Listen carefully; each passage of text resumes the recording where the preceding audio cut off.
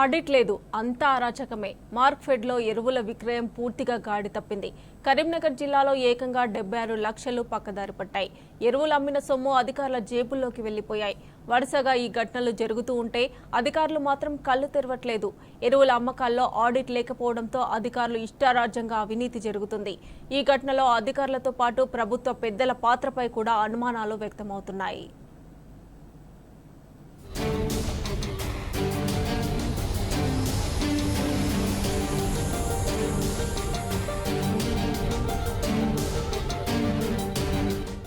మార్కెట్లో ఎరువుల విక్రయం గాడి తప్పింది. హెడ్ ఆఫీసుల అధికారుల నిర్లక్ష్యాన్ని ఆసరా చేసుకుని కింది స్థాయి సిబ్బంది అందరి కాడికి దోచుకుంటున్నట్లు వరుసగా జరుగుతున్న ఘటనలు వెల్లడిస్తున్నాయి. ఎరువుల విక్రయంలో ఆర్థిక అవకతవకలు జరుగుతున్నాయని తెలిసినప్పటికీ మార్క్ఫెడ్ అధికారులు మొద్దురిద్దర పోతుండటంపై తీవ్ర విమర్శలు వ్యక్తమవుతున్నాయి. గత అనుభవాలు కండ్ల ముందు ఉన్నప్పటికీ జాగ్రత్తలు తీసుకోకపోవడం వెనుక మతలబు ఏమిటనే సందేహాలు వినిపిస్తున్నాయి. దీని వెనుక అధికారుల హస్తం కూడా ఉందా అన్న అనుమానాలు వ్యక్తమవుతున్నాయి.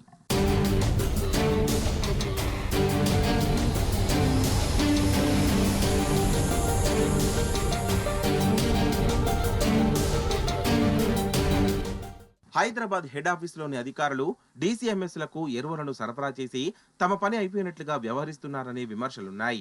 జిల్లా స్థాయి అధికారులు ఇష్టారాజ్యంగా వ్యవహరిస్తూ అవకతవకలు పాల్పడుతున్నట్లు ఆరోపణలుస్తున్నాయి.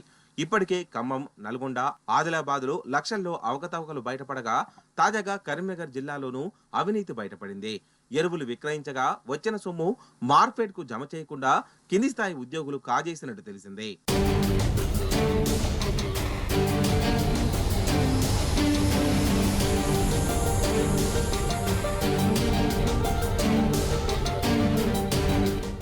కరీంనగర్ జిల్లాలో జరిగిన ఘటనపై ఓ అధికారి దర్యాప్తు జరిపి అంతా సవ్యంగానే ఉందని రిపోర్ట్ ఇవ్వగా 10 నెలల తర్వాత విచారణ జరిపి మరో ఉన్నతాధికారి 76 లక్షలకు పైగా దారి తప్పినట్లు నివేదికనిచ్చారు.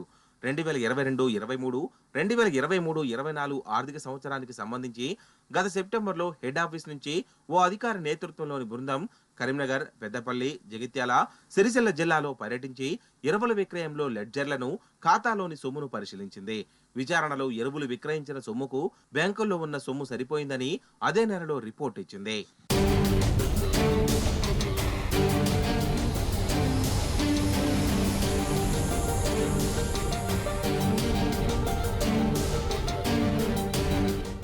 ఈ బృందం సిద్దిపేట, మెదక్, మహబూబ్నగర్, నాగర్ కర్నూల్, నారాయణపేట జిల్లాలోనూ విచారణ చేసింది.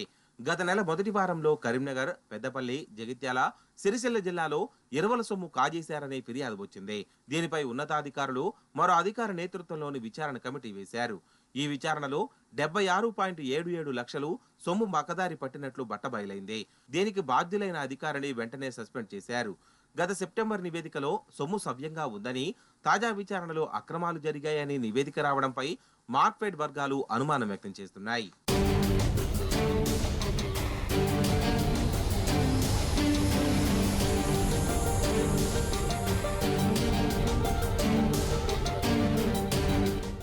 ఎరువుల విక్రయంలో సొమ్ము పక్కదారి పట్టడం ఇదే మొదటిసారి కాదు. గతంలో ఖమ్మంలో 40 లక్షలు, నల్గొండలో 60 లక్షలు, ఆదిలాబాద్లో 50 లక్షలు పక్కదారి పట్టాయి. హెడ్ ఆఫీస్ నుంచి డీసీఎంఎస్లకు ఎంత మొత్తం ఎరువులు ఇచ్చాం, అంతకు ఎంత డబ్బు రావాలనే లెక్క ఉంటుంది. అమౌంట్ తక్కువగా వస్తే అధికారులను ఎందుకు ప్రశ్నించడం లేదనే అనుమానాలు వ్యక్తమవుతున్నాయి. 2013-14, 2014-15కు నిజామాబాద్ జిల్లా నుంచి 50 లక్షలు జింకు బకాయిలు ఉన్నట్లు తెలిసింది. ఈ విషయాన్ని ఇప్పటి వరకు కూడా అధికారులు తొక్కిపెట్టినట్లు సమాచారం. ప్రాథమిక వ్యవసాయ సహకార సంఘాల నుంచి 1.5 కోట్ల ఎరువులు బకాయిలు ఉన్నట్లు తెలిసిందే. రికవరీకి అధికారులు శ్రద్ధ వహించడం లేదు. 1.5 కోట్ల ఎరువులు బకాయిలు ఉన్నట్లు తెలిసిందే.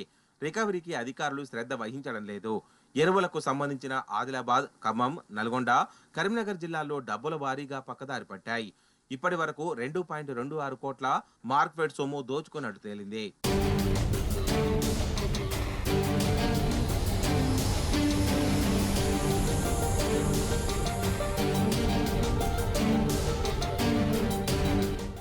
రాష్ట్రంలో రైతులకు 60% ఎరువులను మార్క్ఫెడ్ సరఫరా చేస్తోంది. డీసీఎంఎస్ల నుంచి ప్యాక్స్, ఇతర అవుట్లెట్ల నుంచి అక్కడి నుంచి రైతులకు అందజేస్తోంది. మార్క్ఫెడ్ ప్రతి ఏటా 600 కోట్లకు పైగా లావాదేవీలు జరుపుతోంది. భారీ మొత్తంలో వ్యాపారం చేస్తున్నప్పటికీ ఎరువుల సరఫరా విక్రయానికి సంబంధించి ఆడిట్ జరగడం లేదని తెలిసిందే.